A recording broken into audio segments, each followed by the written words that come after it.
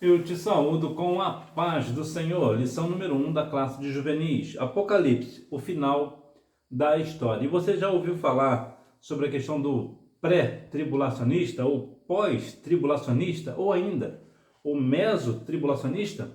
Você sabe a diferença entre essas visões teológicas? Ainda, o arrebatamento parcial. Você sabe o que é? Falando nisso também, o arrebatamento pré-ira. É sobre essas coisas que eu vou te falar no vídeo de hoje, nesta aula de hoje. Para esta aula, os hinos sugeridos são 334, 442 e 469. Também vou te dar a resposta da hora da revisão. Bem-aventurado aquele que lê e os que ouvem as palavras desta profecia e guardam as coisas que nela estão escritas, porque o tempo está próximo. Apocalipse capítulo 1, versículo 3. Características do livro. Cristo triunfará e diante dele cairão o diabo, o anticristo, a besta, o falso profeta e todos os que praticam a iniquidade. Ele é o Todo-Poderoso e tem o controle da história da humanidade na palma da sua mão. O Senhor, ele é o Todo-Poderoso. Nada, absolutamente nada, foge ao seu controle. O livro de Apocalipse, que é considerado por muitos teólogos, ou pela grande maioria dos teólogos, o livro mais difícil da Bíblia, de interpretação. E entre uma coisa e outra, aqui nós veremos que o Senhor, Jesus, ele vai triunfar diante de Satanás. O livro também fala sobre a queda do anticristo, que também será vencido por Cristo, e também da questão do fim da besta, né, o falso profeta, e todos que praticam a iniquidade. É interessante colocarmos que o diabo, o anticristo, a besta, o falso profeta e todos aqueles que praticam a iniquidade, eles não serão exterminados, ou seja, eles não serão destruídos propriamente dito. O que acontecerá de fato é que eles serão lançados no lago de fogo, né? Então ali eles vão ser torturados para toda a eternidade. Por que eu digo isso? Porque muitas vezes as pessoas pensam que Jesus irá destruir o diabo e o diabo não existirá mais, acabou para ele. Não é isso. Ele pagará por tudo aquilo que ele fez desde a fundação, desde o início, desde Adão, né? Desde a queda, quando ele quis ser semelhante ao Senhor, toda a soberba de Satanás, ele pagará para toda a eternidade, ele será atormentado também, o anticristo também será atormentado, a besta e todas as pessoas que morreram sem a salvação em Cristo. O nome do livro: A revelação fascinante e maravilhosa de Jesus Cristo, revestido de glória com as chaves da morte e do inferno, bem como das últimas coisas que hão de acontecer, ou seja, o final da história. Bom, aqui temos a questão do nome do livro, né? Que aqui para nós é Revelação ou Tirar o Véu. Também tem algumas questões também que pode falar sobre além da sombra, né? O Apocalipse está após a sombra, ou seja, quem está após a sombra está numa revelação, numa claridade, né? Numa luz, também pode ter esse sentido também. Veja que aqui há um ponto que é muito interessante sobre a questão de que Jesus tem as chaves da morte e do inferno. Você já deve ter ouvido alguém falar, algum pregador principalmente pregando, que Jesus, quando morreu, foi ao inferno buscar as chaves do inferno do diabo. Ele tomou as chaves do inferno do diabo. Isso não é verdade. Jesus sempre teve as chaves do inferno e da morte desde o início. Ele não precisou de ir lá, vamos assim dizer, brigar com o diabo. Até porque o diabo, vou te lembrar, o diabo não está no inferno. Ele está onde?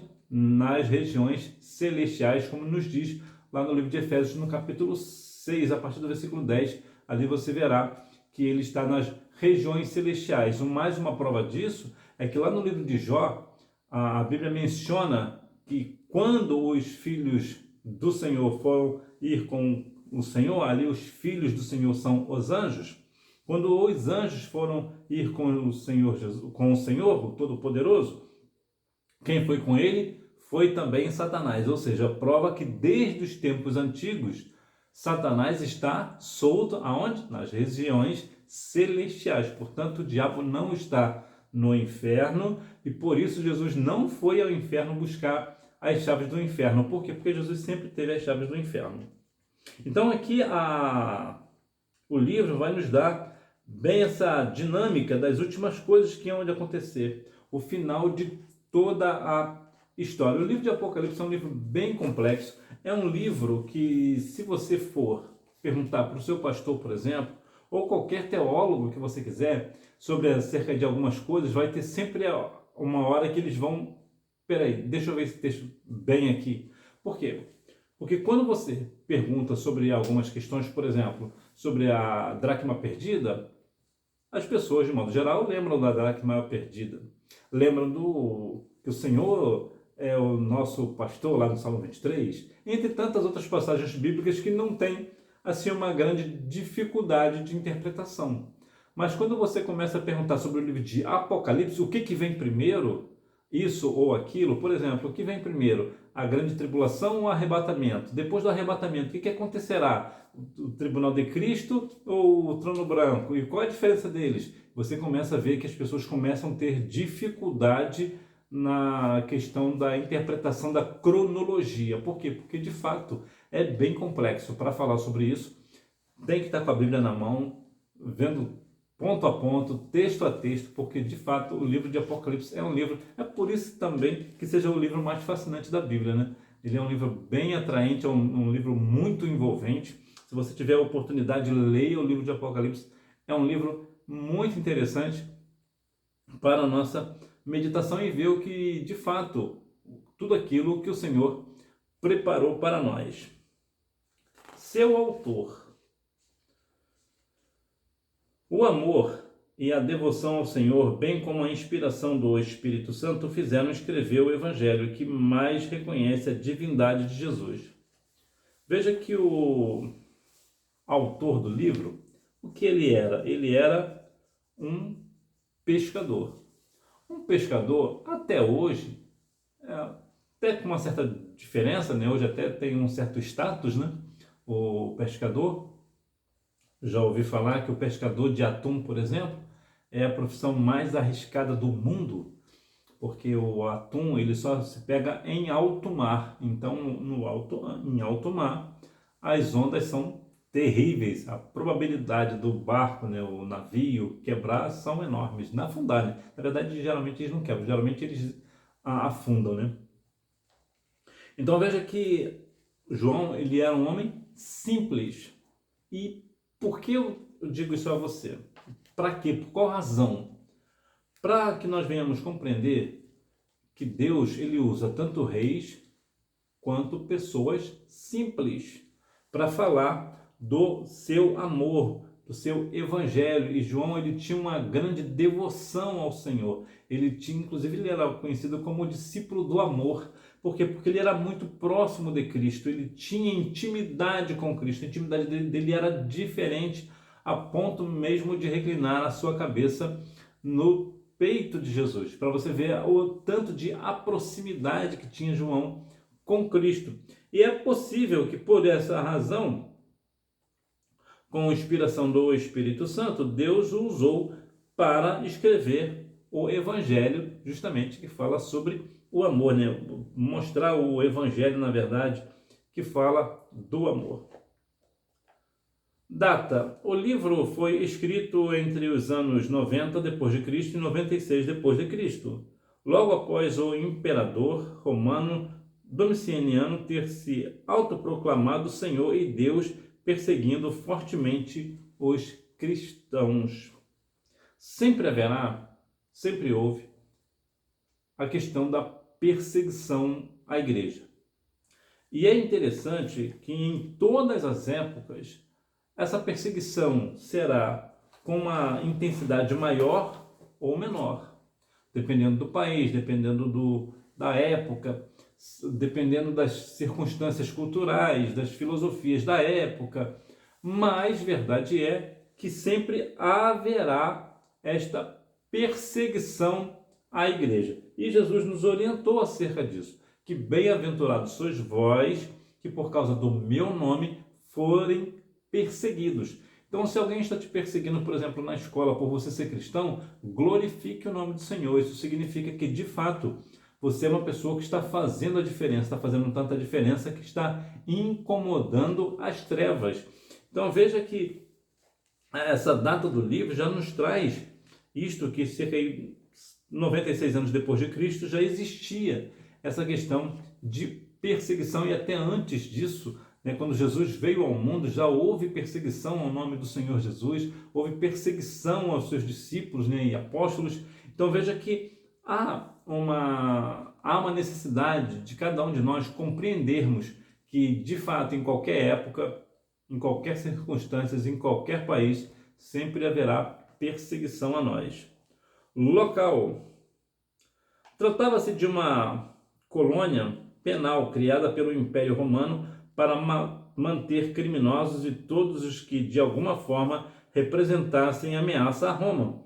Por isso eram condenados ao exílio nessa ilha, a ilha de Patmos, que quer dizer mortal. Olha que interessante o significado desse negócio, que o Império Romano tinha medo dos cristãos. Por que ele tinha medo dos cristãos? Porque se não tivesse, não teriam colocado João na ilha de Patmos. Por quê? Porque a ilha de Patmos era uma prisão para todos aqueles que tinham, por alguma razão, algo que pudesse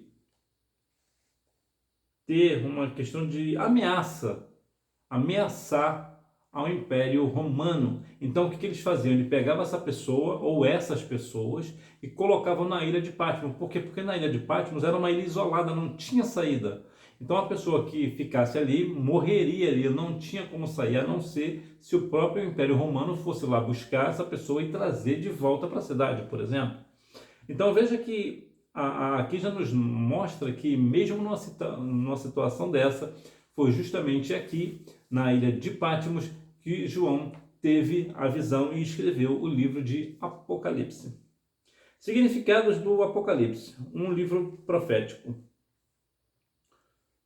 Um dos significados do Apocalipse é revelar o que está oculto. As revelações citam símbolos, imagens, visões, números, cores, objetos e uma mensagem impactante sobre o fim da história deste mundo como o conhecemos. Isso se dá por meio de profecias que nos predizem fatos que hão de acontecer. É um livro profético. É um grande livro profético, assim como Daniel e Ezequiel. No entanto, a Apocalipse é o livro mais profético da Bíblia. Ele mostra, de fato, o que acontecerá nas últimas coisas. Então, vemos que há aqui grandes revelações. Eu já falei aqui em outras oportunidades, vou falar mais uma vez, porque eu acredito que seja isso muito importante, sobre a questão de números. Os números na Bíblia. Números na Bíblia existem vários deles, e existem alguns números muito peculiares, como o número 7. O número 7 aparece várias vezes, é tido como um número da perfeição. Entretanto, eu discordo dessa questão, porque existem 7 pragas, e as 7 pragas não pode ter perfeição nesse negócio, né? Não é algo perfeito, não é algo bom, que eu quero dizer. Também o número 40 também é muito repetido na Bíblia. O que eu quero te dizer é o seguinte: nós não devemos, em hipótese alguma, pegar números isolados da Bíblia, ou números, de modo geral, e fazer disso uma doutrina, por exemplo. As 40 semanas disso ou daquilo, os 12, como os 12 tribos, vamos colocar aqui 12 castiçais, ou 7 castiçais, ou isso, ou aquilo, porque o número 7 é o número da perfeição, então vamos fazer aqui. Eu não digo nenhuma campanha, porque eu até sou a favor da campanha de oração, por exemplo, 7 semanas de oração, por exemplo, eu sou a favor. Mas eu digo assim, pessoas que começam a pegar o nome, né? Por exemplo, a pessoa está grávida, vou botar o nome do meu filho ou da minha filha disso daqui, mas o que significa esse número na Bíblia? Se somado o número da letra. Eu vou te dar um exemplo. Por exemplo, Ana. Ana, no caso, a letra A significaria o número 1, né? A letra N eu não lembro qual o número que seria, lá no alfabeto. Então somaria essas três letras e daria um número, né? Aí nesse número, o que isso significa na Bíblia? Significa tal coisa. Então é isso que mesmo que eu quero para minha filha ou para o meu filho. Não, a gente não devemos seguir por esse caminho, não. Existem sim números expressivos na Bíblia, eles são muito importantes, eles nos identificam, né? Eles identificam muitas coisas, mas nós não devemos, em hipótese alguma, pegar números na Bíblia para fazer disso uma doutrina nova. Mas tem uma questão dos números, das cores, objetos de mensagens impactantes, por exemplo, que nós veremos durante todo este trimestre. Um livro de advertências. O Apocalipse traz uma série de conselhos que chamam a nossa atenção. Quem tem ouvidos, ouça o que o Espírito diz às igrejas. Aqui o caldo engrossa. E por que engrossa? Porque quem tem ouvidos, ouça o que o Espírito diz às igrejas. Porque ultimamente as igrejas não estão dando ouvidos ao Espírito Santo. Muitas vezes as igrejas têm se fechado ao Espírito do Senhor, têm se colocado em situações completamente fora, estão dando mais ouvido aos homens do que ao Espírito Santo. Nós temos pessoas pelas quais nós temos admiração. Você possivelmente deve admirar a pessoa do seu pastor, ou do seu líder do departamento, ou uma irmã do círculo de oração, uma missionária, ou um pastor renomado. Não há nenhum problema nesse negócio. Mas daí, as pessoas hoje fazem o quê? Deixam de dar honras e glórias ao nome do Senhor, deixam de ouvir o Espírito do Senhor, deixam de ouvir uma profecia da parte do Senhor para ouvir o que o pastor tem a dizer. Certa vez, alguns meses atrás, eu vi um vídeo que eu fiquei bem impressionado com a ideia de quando foram apresentar um pastor, deram o currículo do homem inteiro. E chegou a falar, no final, a vossa reverendíssima. Que isso? Ou seja, em outras palavras, colocaram o pastor num pedestal tão alto que era como fizesse o seguinte: ô Espírito Santo, chegou aqui alguém que é mais importante que tu. Então, por favor, se retire que nós vamos ouvir o pastor. É isso que dá a ideia. Nós sabemos que o pastor é um presente de Deus à igreja. O pastor é o anjo da igreja. Entretanto, nós devemos ouvir primeiro quem? O que o Espírito diz às igrejas. Então nós devemos estar sensíveis ao quê? A voz do Espírito. É o que o Espírito está dizendo à igreja e não o pastor. Por quê? Porque o pastor, apesar de ser um homem de Deus, pode ser, inclusive pode até não ser um homem de Deus, pode ser que naquele momento ele não esteja falando da parte do Senhor. Então nós devemos ter muito cuidado naquilo que nós ouvimos dentro da igreja. Nós precisamos ter muito cuidado, mesmo quando vem da boca do pastor, nós devemos observar se realmente aquilo é o que o Espírito está dizendo à igreja. Um livro de consolações. Pois apesar das advertências, houve também uma palavra de esperança às 7 igrejas da Ásia. O Senhor conforta os seus santos, prometendo habitar com eles e enxugar de seus olhos toda lágrima. Ele virá e trará consigo o nosso galardão. Há uma questão importante para nós sabermos sobre a questão do galardão. Quando nós vemos, quem não quer um galardão, né? Galardão é uma recompensa por aquilo que nós fazemos aqui na terra, para a honra e glória do nome do Senhor. O livro vai nos trazer aqui uma questão de ter muita advertência sobre a questão, por exemplo, lá em Apocalipse 3:11, né? Venho sem demora, aguardo que tens para que ninguém tome a tua coroa. Isso é uma grande advertência. Então, mas também há a questão de que ele enxugará dos nossos olhos toda lágrima. Então, há aqui também depois o que? Uma recompensa, um galardão. Por quê? Porque o galardão está nas mãos do Senhor para nos entregar. E aqui está a grande questão. O que eu estou fazendo para receber do Senhor um galardão? Aí você deve estar se questionando, o que eu tenho que fazer? Bom, entre uma coisa e outra, ganhar almas para Jesus. Isto vai te dar galardão no céu, e o grande galardão é ganhar almas para Jesus. Uma outra forma de você obter galardão é você ensinar a palavra como a palavra é, você esclarecer, trazer a ideia. Inclusive, há aqui uma questão muito peculiar, principalmente para os professores da Escola Bíblica Dominical. Talvez seja o seu caso. Qual é o papel principal, pelo menos no meu ponto de vista, do professor da EBD? É trazer de uma forma simples a palavra, porque a palavra tem muitas coisas complexas. Por exemplo, eu te perguntei no início o que são as linhas teológicas, e eu vou te falar de uma forma extremamente simples, e dali você começa a se aprofundar. Por que simples? Porque quanto mais simples for, mais claro fica. Não adianta as pessoas quererem mostrar que sabe e começa a falar de uma forma tão complexa que as pessoas não compreendam. Eu me lembro que é uma das grandes recompensas que eu tive aqui na Terra mesmo, um reconhecimento, mas é pessoal, a pessoa nem sabe, nem soube disso, mas eu fiquei muito entusiasmado com o que eu respondi.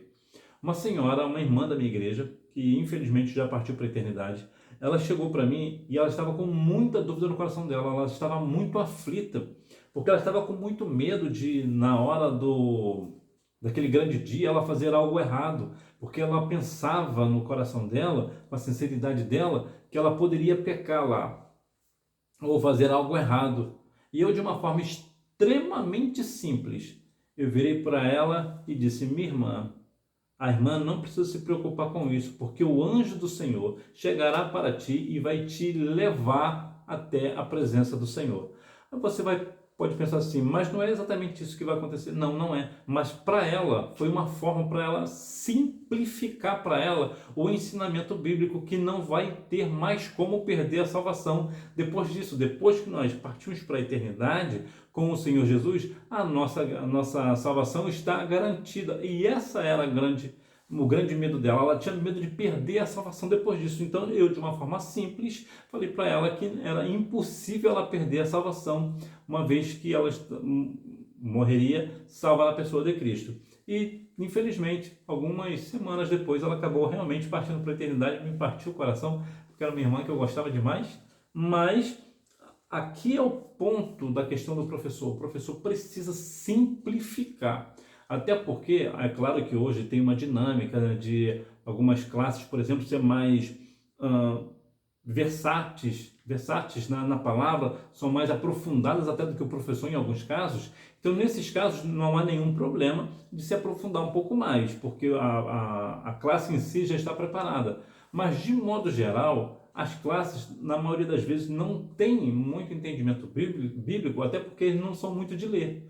Então, o professor precisa de fazer o quê? Simplificar o negócio. E aqui é o nosso ponto principal. Temos aqui as questões das advertências, mas tem também aquela questão de que o Senhor vai enxugar dos nossos olhos toda lágrima. E também vai ter o galardão, né? E aqui que é o ponto da questão do galardão que eu falei, né? Então, quando a pessoa ensina a palavra, ela também tem um galardão. O livro profético do Novo Testamento.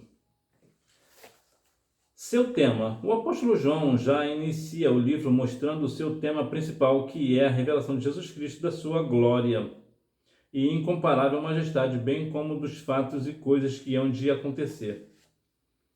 O livro vai nos mostrar o quê?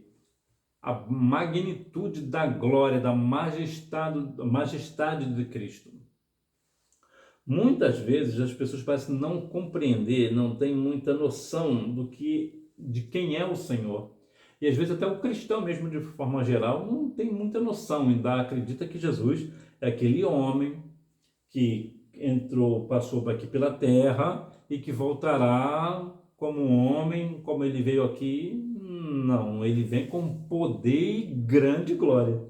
Então o Senhor Jesus, ele tem a sua glória, o seu esplendor de glória, até porque ele é Deus. Então, muitas vezes nós acabamos nos perdendo, muitas vezes na figura de Cristo. Mas Jesus é o nosso Deus, é o nosso Senhor, e ele tem poder e grande glória. Sua divisão. Veja, as 7 cartas enviadas a igrejas da Ásia. Essas 7 cartas são uma questão assim, muito interessante, que se você puder parar um tempinho para ler, é bom. Ela vai te dar, as 7 cartas vão te dar um parecer de como era a igreja naquele tempo. E ver que não há muita diferença para os dias atuais. Veremos que cada igreja ela vai se enquadrar numa dessas 7 igrejas da Ásia. Por quê? Porque, de modo geral, é o grande padrão da igreja. A mesma igreja, 7 igrejas que tinham na Ásia, são, de modo geral, as mesmas 7 igrejas que têm ao redor do mundo. A visão da majestade divina e dos 7 selos. Também tem a questão da visão das 7 trombetas. Veja que o número 7 aqui aparece várias vezes. As visões da mulher e do dragão, da besta, do cordeiro e dos 3 anjos e do filho do homem. As 7 taças e suas pragas. A queda da Babilônia, dos ímpios, da bela, do falso profeta, ou melhor. A queda da Babilônia, dos ímpios, da besta, do falso profeta e da prisão de Satanás.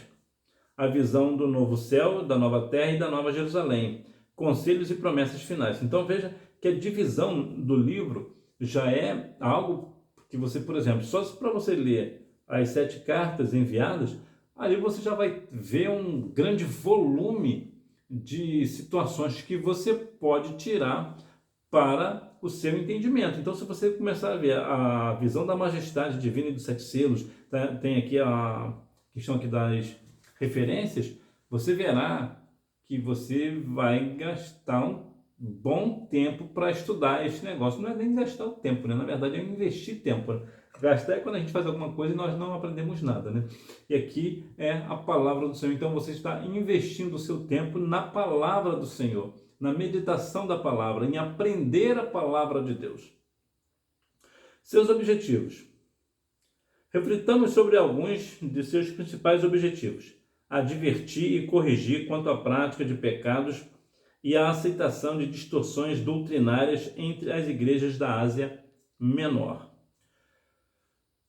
Advertir, avisar, né? Advertir e avisar é a mesma coisa. Por exemplo, quando você vai fazer alguma coisa, seu pai avisa você para não fazer, porque senão você vai ter um castigo, ele está te advertindo. Então, advertir e corrigir. E se porventura você fizer aquilo, o que ele vai fazer com você? Ele vai te corrigir. Como? Não sei. Depende, cada um corrige de um jeito. Tem pai que tira, por exemplo, o uso do celular, né? O uso da internet, o uso do videogame, deixa de castigo no quarto, né? Outros apanham mesmo, né? São raros, mas ainda existem. Tem um apanha que eu digo assim, tem pai que bate, né? Tem pai que bate no filho, aquela coisa, e é interessante que a Bíblia diz para não tirar a vara do menino, né? Então, o que acontece? E aqui é bem diferente, aqui também cabe até uma outra questão interessante, que o bater é diferente de espancar. A Bíblia não manda espancar, a Bíblia manda corrigir. Lembra que a Bíblia diz lá em Hebreus 12:6, que Deus fala que Deus corrige quem? A quem Ele ama. Então, se o seu pai ou a sua mãe, né, está te corrigindo, talvez com uma vara de goiaba, por exemplo, dói, né? Eu falo porque eu já apanhei muito. Eu apanhei muito vara de goiaba, sim, eu apanhei muito. Eu era uma criança, um adolescente levado, só um sangue do cordeiro. Então, o que acontece? Aqui é uma advertência. Então, como minha mãe me advertia e eu não dava muito ouvido, o que vinha? A correção. E olha, mamãe tinha uma mãozinha pesada. Então, aqui é uma questão de que acontecia a aceitação de distorções doutrinárias entre as igrejas da Ásia. E não é diferente hoje. Quantas igrejas hoje são advertidas, são até corrigidas, mas continuam na prática de doutrinas erradas. Não se acertam. Só o sangue do Cordeiro. Trazer aos cristãos mensagem de conforto diante da implacável perseguição do Império Romano. O Império Romano, eles eram implacáveis com cristãos, a ponto, por exemplo, de deixar João preso lá na ilha de Patmos. Larga ele por aí, esquece ele aí. E essa questão de João foi até uma das mais simples, dos castigos mais simples, mais brandos, porque existiam coisas muito mais severas, muito mais perversas até. Revelar as coisas que virão e que logo haverão o triunfo final, ou melhor, revelar as coisas que virão e que logo haverá o triunfo final de Cristo e de sua igreja. É muito interessante a honra que Jesus nos dá. Jesus, ele vai nos servir nas bodas do Cordeiro. Imagina você ter Jesus como teu garçom, vamos assim dizer, né? Imagina Jesus como seu garçom. Jesus nos dá essa honra dele nos servir. Olha que situação. E agora ele vem com uma outra honra. Qual é essa grande honra? É a honra de que a igreja vai triunfar com Cristo quando ele vier no céu de glória. Porque, vou mais uma vez lembrar, Jesus vai nos arrebatar, vai arrebatar a igreja, e já vou falar sobre isso. Jesus vai arrebatar a igreja, nós iremos para o céu. Depois de 7 anos da grande tribulação aqui, nós retornaremos. Quando nós retornarmos, nós iremos triunfar com Cristo aqui na terra. Olha que coisa extraordinária. Então veja que algo maravilhoso que o Senhor Jesus tem nos preparado. Olha que tamanha honra. Nós vamos triunfar junto com Cristo. Eita glória! Preparar-nos em santidade e fidelidade para a vinda do Senhor. Então, nós também temos essa questão de que o Senhor vai nos preparar em santidade e em fidelidade para a sua volta. Os 3 atos de Apocalipse. As coisas vistas. Antes de ter a visão de Jesus Cristo, em todo o seu esplendor e glória, João viu a igreja. Vi 7 castiçais de ouro. A igreja resplandece, ela brilha nas densas trevas deste mundo, jazido no maligno. O mundo está completamente perdido no maligno. E só Jesus. E a igreja, aqui na terra, ela é, de fato, esse castiçais que vai brilhar na escuridão. Então veja que aqui é uma questão muito interessante, que a igreja resplandece, ela brilha nas densas trevas desse mundo. Por mais que o mundo esteja perdido em trevas, e de fato está, não há nem como comparar o mundo de hoje, né, inclusive com Sodoma e Gomorra, por exemplo. A nossa geração, né, a geração de hoje no mundo é muito pior do que Sodoma e Gomorra, é muito pior. Jesus chegou até a falar que se tivesse acontecido milagre em Sodoma e Gomorra, muitos deles teriam se convertido. Olha que situação. Ou seja, eles de fato ainda teria uma salvação para Sodoma e Gomorra. E Jesus chegou até a dizer que haverá menos rigor para Sodoma e Gomorra do que me parece para Cafarnaum. Olha que situação. Então veja que no nosso mundo hoje está completamente envolvido em pecado de tudo quanto é tipo, abominações, iniquidades, pecados, entre tantas outras coisas. O mundo está hoje perdido nas trevas, está completamente entregue ao maligno. Mas a igreja de Cristo continua a brilhar e ninguém irá tirar esta luz da igreja. Por quê? Porque quem é essa luz? Claro, é Ele, é Jesus. Jesus é a luz da igreja. Em seguida, o apóstolo vê o Senhor cheio de glória e esplendor, semelhante ao Filho do Homem. Nesta visão, João percebe que as vestes, a cabeça, os olhos, os pés, a voz, a mão, a boca e o rosto de Jesus refletem a insondável grandeza e majestade do Filho de Deus. Então vemos aqui alguns pontos: os olhos, os pés, as partes, né? A voz principalmente, né? A voz de arcanjo, por exemplo, né? A mão, a boca e o rosto de Jesus vão refletir a glória, o poder, algo extraordinário. Eu gosto muito da ideia da voz, porque a voz é única. Ninguém tem uma voz igual à sua no mundo inteiro. Todo mundo tem uma voz completamente diferente da outra. Em alguns casos, tem algumas pessoas que têm uma voz um pouco parecidas, ou até muito parecidas, mas não 100%. Então veja que a voz do Senhor é uma voz como se fosse uma voz de arcanjo, uma voz pesada, uma voz que se ouvirá de longe, de muito longe. Por que isso? Porque isso vai mostrar o resplendor, a glória do Filho do Homem. Quem é o Filho do Homem? Cristo. Ou seja, Jesus, ele é Deus, então ele vem com a sua glória. Lembra que quando ele veio ao mundo, ele se despiu da sua glória. É como vamos trazer para nós aqui. É como se Jesus estivesse no céu, e de fato é isso mesmo. Ele pegou a sua glória, tirou a glória de si, deixou lá em algum lugar, talvez lá em algum lugar separado, e veio ao mundo, ou seja, ele deixou a sua glória. Agora, quando ele vier de novo, ele vai pegar a sua glória de volta, e agora ele vai vir com poder e grande glória. A ideia é essa daí. Então veja que agora o Senhor Jesus, ele vem com poder e grande glória. Então, nesse aspecto, quando a igreja vir com Jesus, todo olho verá e reconhecerá que Jesus é o Senhor. As coisas que são. Jesus conhece a sua igreja, assim como as obras de cada um de nós, intimamente. Ele sonda as profundezas de tudo o que se passa em sua igreja, potencialidades e fraquezas. Toda igreja tem aquele seu ponto forte e também tem as suas fraquezas. Tem uma referência aqui no livro mesmo de Apocalipse, que eu acho ela bonita dessa. Está lá no livro de Apocalipse, no capítulo 3, eu vou ler aqui para você. Eu acho essa passagem muito bonita.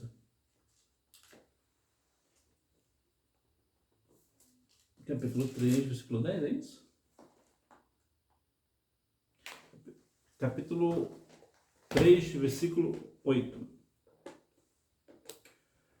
Conheço as tuas obras. Diante de ti pus uma porta aberta, que ninguém pode fechar. Sei que tens pouca força, entretanto guardaste a minha palavra e não negaste o meu nome. Eu gosto dessa ideia de que a igreja é fraca, mas ela não nega o nome. Ou seja, o importante não é a igreja ser forte, o importante é o quê? Não negar o nome. Então vejamos. Então tem essa questão da fraqueza, né? Também tem a questão da potencialidade, né? Dos pontos fortes, né? Da força. Boas e más obras, inclusive as motivações por trás delas. Por que isso aqui é importante? Lembra que eu te falei lá que nós receberemos o nosso galardão? Então, o nosso galardão virá por obras, por boas obras. Entretanto, tem um ponto aqui muito peculiar, que é o quê? Se eu fiz uma boa obra,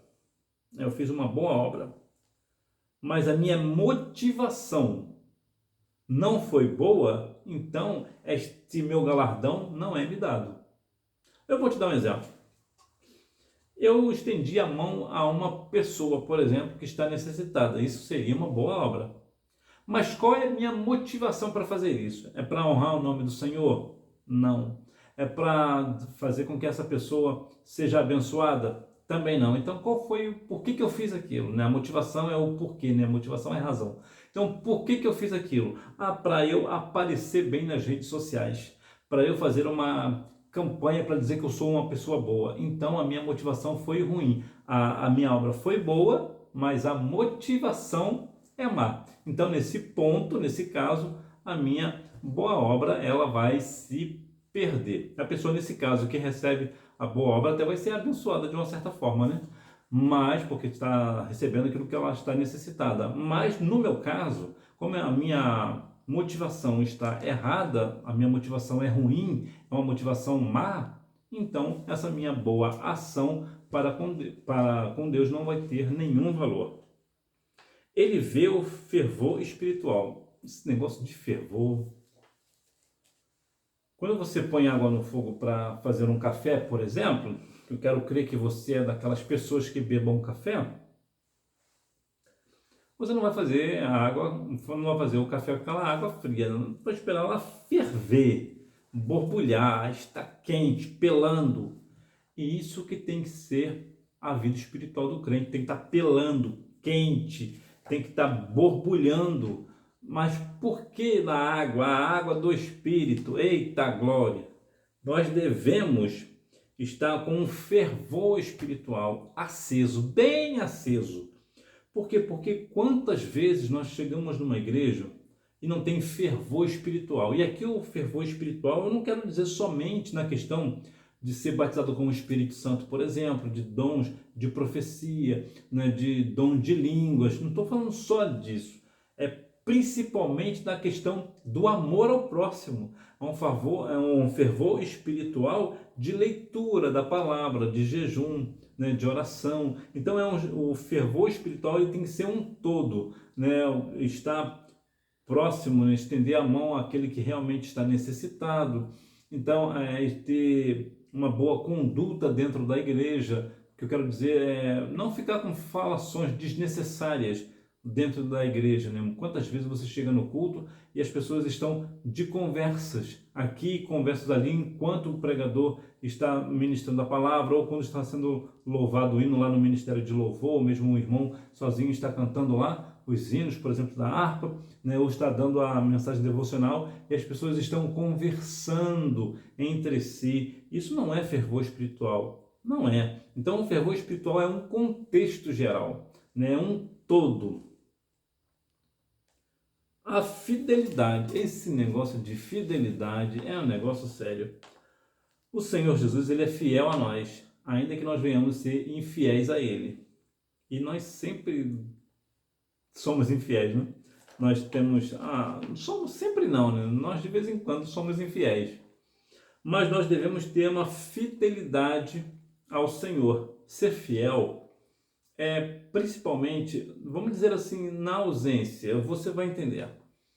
Quando você está namorando com alguém, por exemplo, e vocês estão namorando e você sai da presença daquela pessoa, você precisa permanecer fiel a ela, ou seja, você não deve colocar outra pessoa no lugar dela e namorar com essa outra pessoa, está correto? Na igreja também é algo parecido, até porque a presença do Senhor está em toda parte, nós não deixamos ela, a presença não nos deixa nesse sentido. Mas eu digo assim, por exemplo, você está na igreja, você está sendo fiel ao Senhor enquanto você está dentro da igreja. Mas e quando você sai da igreja, você continua fiel? Ou você vai fazer coisas que não deve fazer? Você vai ser infiel ao Senhor, porque você não está mais na igreja, você não está mais aos olhos do seu pastor, aos olhos do seu líder. E isso aqui é uma questão de fidelidade. Ser fiel ao Senhor em qualquer situação. Lembra lá de Daniel, Ananias, Misael e Azarias? Eles foram fiéis ao Senhor, ainda que estivessem fora do seu país de origem. Não estavam na presença ali da igreja, do pastor, do sacerdote, seja o que for. Eles estavam numa terra estranha, completamente envolvidos com idolatria, né? O mundo lá estava, a Babilônia, né? Estava lá na idolatria. Mas Daniel, Ananias, Misael e Azarias permaneceram como? Fiéis. Ou seja, eles não trocaram o Senhor por outras coisas, ou por pessoas, né? Isso aqui que é o ponto, né? O amor e as lutas de seus santos. Quando nós vemos o amor de cada um e as lutas, você terá luta, por mais que você tenha amor ao próximo, você terá luta a si mesmo. Então o Senhor Jesus também está vendo isso. O Senhor Jesus está vendo que você é uma pessoa amorosa, mas mesmo assim você está passando por dificuldades, por lutas. Às vezes você até estende a mão ao necessitado, mas quando você está necessitado, ninguém estende a mão para você. O Senhor está vendo este negócio. Mas ele também nota o esfriamento. Ou seja, ele vê o fervor espiritual, mas também o esfriamento. Há um texto bem difícil lá no livro de Mateus, no capítulo 24, no versículo 12, que nos diz assim, ó: e por se multiplicar a iniquidade, o amor de quase todos esfriará. Veja que é quase todos. Sabe por que é quase todos? Porque você não está incluído. Você não vai deixar o amor esfriar. Você precisa manter a chama acesa. Então, muitas vezes as pessoas estão o quê? Com seu amor se esfriando, mas você não, você continua com uma pessoa fervorosa na presença do Senhor. O relativismo é aquela questão relativa. Por exemplo, 2 mais 2 são 4 e ponto. Isso é uma verdade absoluta. O que seria uma coisa relativa nesse sentido? 2 mais 2 são 5. Ah, por quê? Ah, porque teve um acréscimo disso, um acréscimo daquilo. Ou seja, começa a relativizar a verdade. Por exemplo, Jesus disse: eu sou o caminho, a verdade e a vida, e ninguém vem ao Pai senão por mim. Então, Jesus, ele é o quê? A verdade. Ora, se ele é verdade, porque existe a mentira. João 8,44 nos diz que o diabo, ele é o pai da mentira. Então, quando nós observamos que existe a mentira e existe a verdade, também existe aquilo que chamam relativo. Hoje, quase tudo as pessoas acham que é relativo. Para que as pessoas querem fazer essa questão do relativismo? Para poder se poupar de situações. Por exemplo, roubar é pecado. Nós sabemos disso. Vou te dar esse exemplo prático. Mas é relativo, né? E se a pessoa tiver padecendo necessidade? Então ela pode roubar. Não, não pode. Viu? Começa a relativizar. Começa a colocar situações, querer colocar desculpas para deixar de ser uma verdade absoluta. Então nós sabemos que roubar é pecado, furtar é pecado, né? Em outros casos é crime. Mas se a pessoa estiver padecendo necessidade, então ela pode. Não, não pode. Mas é relativo. Não, não é relativo. Furtar ou roubar é pecado, é crime e ponto. Não existe relativo. Então, hoje existe essa dinâmica no Brasil, principalmente, sobre a questão do mas é muito relativo. Não, não é. E você precisa ter um ponto na sua vida. Você precisa saber o que é certo e o que é errado. Não existe relativismo dentro do contexto cristão. As heresias. O que tem de heresia hoje? Só o sangue de Cristo. Sempre houve heresias, é verdade. Mas hoje é tanta heresia que aparece nas igrejas que eu fico, não é possível que as pessoas estão acreditando em tais coisas. Quando você é aluno da escola bíblica dominical, você não cai nessas heresias. Mas o que acontece de heresia em grupos de WhatsApp, por exemplo, que passam, olha o que aconteceu aqui, veja isso, veja aquilo, olha o que esse pastor falou para não sei para quem, olha essa profecia, olha que... Um monte de heresias, um monte de mentiras, coisas completamente distorcidas da palavra, que tiram a palavra do seu contexto original, né, do contexto ali do autor, para usar para outras circunstâncias. Você precisa ter cuidado com esse negócio de heresia. E o pecado oculto é em seu seio, né, ou seja, no seio da igreja, no meio da igreja. O pecado, pode estar aqui tanto no seio da igreja, ou como também no ministério. Aqui é uma questão só, tá? No seio da igreja, é na igreja no sentido geral. É mais na ideia do meio, né? Como eu posso te falar? O meio aqui, nesse sentido, significa o centro, né? A questão principal, vamos assim dizer. Então, a igreja aqui no seio da igreja é na igreja inteira. Só para resumir aqui.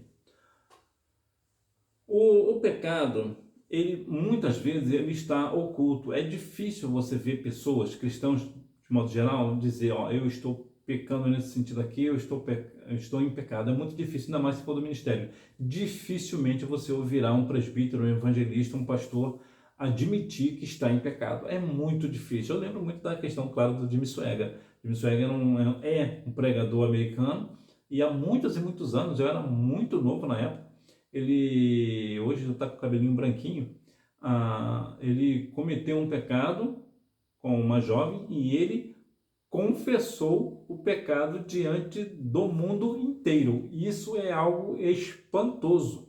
Inclusive, é o único caso que eu conheço dessa magnitude. É muito difícil alguém do ministério assumir que está em pecado. Então, o Senhor Jesus, ele também conhece esse pecado que está em oculto, né? Está escondido. As pessoas acham que esconde o pecado do Senhor. Não esconde. Às vezes o Senhor não revela ainda, mas ele será revelado. nada, absolutamente nada, fica sem estar nos olhos do Senhor, fica escondido aos olhos do Senhor, nada, absolutamente nada. As coisas que virão. João escreve sobre coisas futuras, relatadas do capítulo 4 ao 21, tais como derramada ira de Deus por meio dos horrores da grande tribulação. Misericórdia, hein? Imagina essa ira como será, né? Só imagina, que você não vai passar por essa questão, não. A aparição do anticristo. Sim, o anticristo aparecerá na grande tribulação. Na verdade, quando chegar no meio da tribulação, da grande tribulação, ele aparecerá. Primeiro vai ter 3 anos e meio de uma paz aparente no mundo inteiro, de uma tranquilidade que não vai faltar nada, e a partir de 3 anos e meio o anticristo aparecerá. Vai aparecer também a volta pessoal de Cristo em glória. É nessa parte que nós, os salvos de Cristo, estaremos vindo junto com ele também, ou seja, o Senhor Jesus aqui, ele virá em poder e grande glória, e nesse caso todo olho o verá. O reino milenar, que será implantado aqui, né, um reino que durará 1000 anos, o juízo final, a nova Jerusalém, e enfim o perfeito estado eterno das coisas, ou seja, as coisas serão eternas de uma forma extremamente perfeita. Então, essas aqui são as coisas que virão. Para concluir, buscar compreender o livro de Apocalipse é tarefa obrigatória de todo cristão. Sua leitura deixa evidente que estamos testemunhando os sinais do fim. Portanto, prepare-se, mantendo-se em santidade e fidelidade para desfrutar da bendita esperança de todo crente, que é ver a face adorada do nosso Salvador Jesus Cristo e estar para sempre com Ele na eternidade. Eita glória! Para toda a eternidade na presença santa do Senhor. Como é que nós chegamos lá? Primeiro pela nossa salvação, pela graça. Nós somos salvos pela graça mediante a fé em Jesus. Depois disso, o que nós temos que fazer? Viver uma vida de santidade e fidelidade ao Senhor, fazendo tudo aquilo que o Senhor Jesus nos ordenou que nós fizéssemos, e assim nós estaremos ouvindo do Senhor: vinde benditos de meu Pai, possui por herança o reino que vos está preparado desde a fundação do mundo. Eita glória! Hora da revisão. Número 1. O nome Apocalipse tem sua origem no termo grego apocalipsis, que significa tirar o véu, descobrir, revelar o que está em oculto, ou simplesmente revelação. Número 2. A autoria é atribuída ao apóstolo João, Apocalipse 1, versículos 1 e 4. Número 3. O tema do livro é a revelação de Jesus Cristo, da sua glória e incomparável majestade, bem como dos fatos e coisas que hão de acontecer. Apocalipse capítulo 1, versículo 1. Número 4. O apóstolo João escreveu o Apocalipse em uma pequena ilha grega chamada Patmos. Número 5. Porque a mensagem nele revelada diz respeito ao passado, presente e futuro, e também, por que não dizer, eternidade. Eu te falei isso, eu te perguntei lá sobre a questão do pré-tribulacionistas, essas coisas todas. Eu vou te falar de uma forma aqui bem simples, bem clara, para que não haja dificuldade de entendimento. E por que é importante você saber esse negócio? Para quando você for perguntado, você ter uma postura correta. Bom, o pré-tribulacionista é no nosso caso. São pessoas que acreditam que o arrebatamento da igreja será secreto antes da grande tribulação. Ou seja, o arrebatamento é secreto, ou seja, só vem para os salvos. As pessoas que não são salvas não verão o arrebatamento da igreja. É completamente secreto, somente a igreja verá. Essa é a visão pré-tribulacionista das Assembleias de Deus no Brasil. Portanto, se alguém te perguntar, você é o quê? Você é uma pessoa pré-tribulacionista, ou seja, você não acredita que a igreja passará pela grande tribulação, ela será retirada antes. Pós-tribulacionistas são pessoas que acreditam no arrebatamento depois da grande tribulação, ou seja, nesse caso, as pessoas acreditam que a igreja passará pela grande tribulação. Só o Senhor Jesus só viria, nesse caso, depois da grande tribulação. Como eu já te falei, nós somos pré-tribulacionistas. Existe aqui uma questão aqui, que as pessoas, cada um diz que está certo aqui, mas na verdade a questão bíblica perfeita, pelos textos que nós vemos, é que de fato a igreja não passará pela grande tribulação. E tem a questão do mesotribulacionistas. O que é isso? São pessoas que acreditam no arrebatamento no meio da grande tribulação, ou seja, quando findar os 3 anos e meio, né, os primeiros 3 anos e meio da grande tribulação, aí o Senhor Jesus vem buscar a sua igreja, ou seja, a igreja passará pela grande tribulação, mas naquele momento mais brando, onde haverá uma paz no mundo. Então, quando for começar de fato a grande tribulação propriamente dita, que virá o anticristo ali nos 3 anos e meio, aí é aí que a igreja será tirada. Isso aqui é a visão do mesotribulacionista. E tem também a questão do arrebatamento parcial. O que é esse arrebatamento parcial? São pessoas que acreditam que somente virá para o cristão que tem mérito em ser arrebatado. Isso aqui é uma heresia. Por que é uma heresia? Porque ninguém tem mérito de ser arrebatado. Toda a nossa salvação é pela graça e não por nossas obras, como diz aos Efésios capítulo 2, versículos 8 e 9. E tem também a questão do arrebatamento pré-ira, que é muito parecido com essa questão do mesotribulacionista. A igreja passa por quase toda a grande tribulação, mas quando Deus for lançar os 7 cálices da ira, a igreja será arrebatada. Então, veja que aqui são situações diferentes, 5 visões. Na verdade, o arrebatamento parcial e o arrebatamento pré-ira são questões que surgiram agora, não é uma questão muito antiga. De modo geral, as 3 linhas principais teológicas que falam da questão tribulacionista são o pré-tribulacionistas, os pós-tribulacionistas e os mesos-tribulacionistas. Que Deus em Cristo continue abençoando a sua vida e você me vê na próxima aula, se Deus quiser. E se Jesus não voltar para buscar a sua igreja. Tchau!